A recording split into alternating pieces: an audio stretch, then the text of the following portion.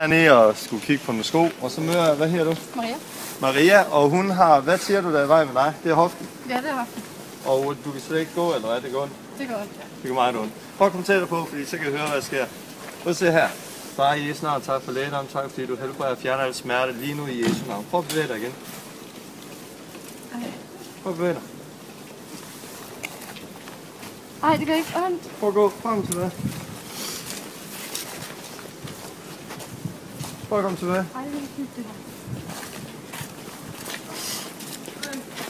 her. Så prøv at tage krykken af mine, og så gå frem tilbage. Ej.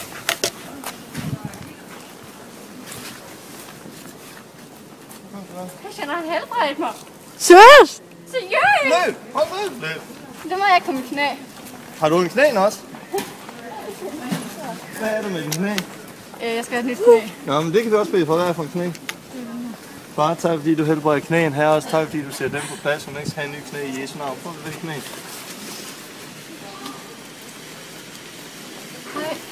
Hvad siger knæen? Ej, hold nu op. Helt seriøst? Ej, hvor er det? Ej, den er så ondt. Far, tak fordi det sidste skal gå. Tak fordi det skal gå på plads i Jesu navn. Prøv igen.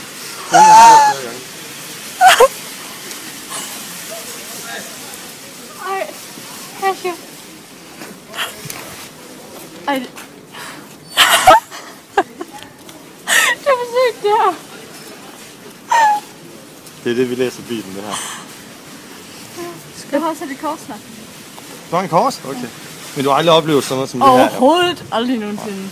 Men det er fordi de fleste for kristendom, det er mere end bare at komme i kirke. Det handler om at blive født på ny. Det handler om at lære Gud at kende.